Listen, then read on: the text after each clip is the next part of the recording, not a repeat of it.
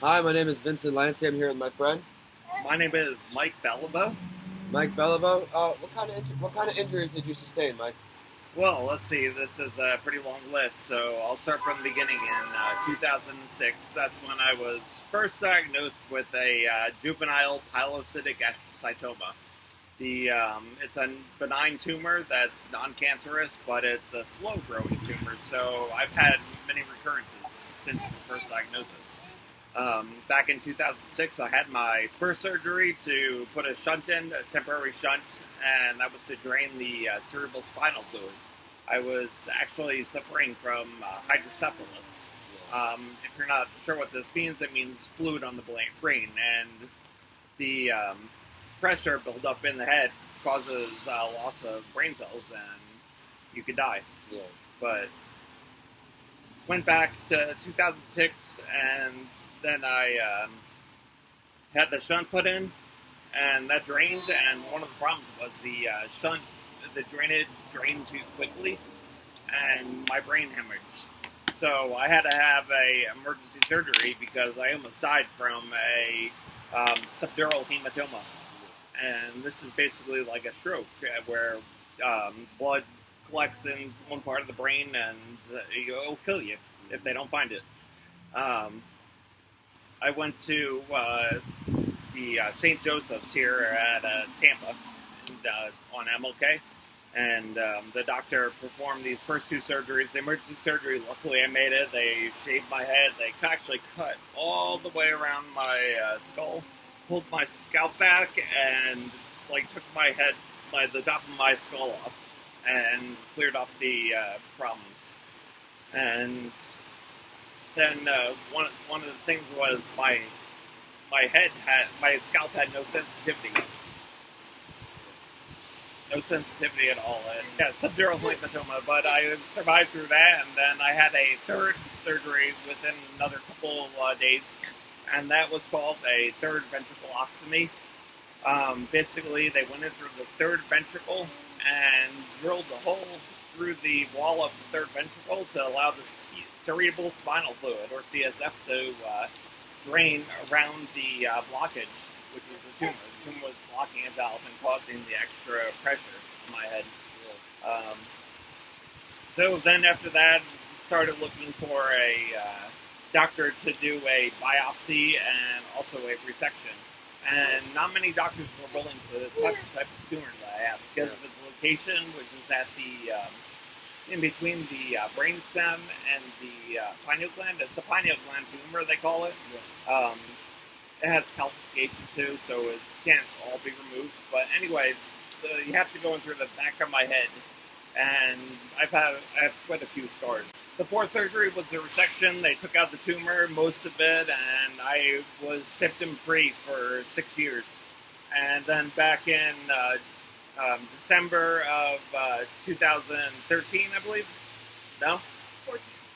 Back in December of 2014, I had to go back for another surgery. And this is because the tumor was growing.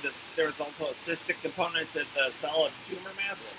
And it was pushing on my brainstem. So it was causing me issues like balance. And because it was pressing on my cerebellum, I had balance issues. So I went back. They did another surgery. It was okay, but then they wanted to go back again. So I had to come back 3 months from then and get another try because they went in from a different angle.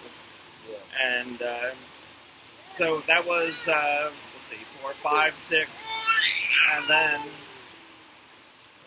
what did I have? 7, 8, 9. Taylor? Oh, well, okay, so I was wrong. So I thought you were trying to go to where you were getting your brain injury? Yeah.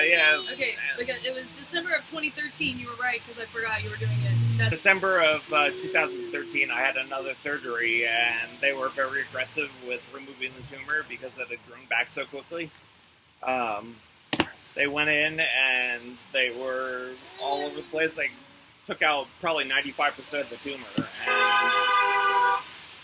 they took out 95% of the tumor, and I had cerebellar ataxia from that surgery.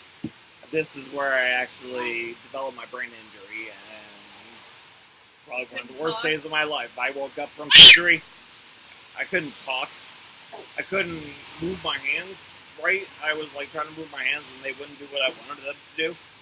I couldn't see too well. I had double vision. It was super blurry. I was nauseous. It was the most horrible thing. And You're alive now. and so yeah, I'm alive, which is a good thing. I had 30 treatments of IMRT radiation. It's intensity modulated radiation therapy. That's what the IMRT stands for. They basically built a mask that would strap my head down to the table. It was so form-fitting I couldn't move at all. And I would have to sit back there for about 15, 20 minutes every day for 30 treatments. And one of the things is, when they went through a certain location, I would smell ozone, and I would see like flashes of light in my head from the radiation. Yeah. It was nuts. But yeah. So anyway, after that radiation, I went back for more surgeries, and in December of 2014 is when I developed my brain injury and cerebellar ataxia, and started my problems. The most recent was after that. I had another surgery back in July of this year. July of 2015. July of 2015, yes. You had two. Yeah, I had two surgeries. One was to go in and do the resection because the tumor had grown again, and I needed to get it cut back. So he took out a lot of tumor. Unfortunately, I suffered a epidural hematoma, which is similar to a subdural hematoma, except that it's above the membrane around your brain. Yeah. So it's still very serious. Could kill you if it's not taken care of right away.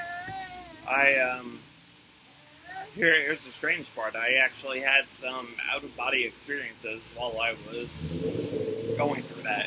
I almost died. I'm pretty sure that God spoke to me, and it really changed my life. I went from being a stout atheist to somebody that believes in God. And You grew up, you said? what? You were an atheist before? Yeah, I was a staunch atheist, Okay. and I used to not believe. And now that I believe, I think that was a message while I was. I don't know where I was, but it was an out-of-body experience. I saw myself being operated on.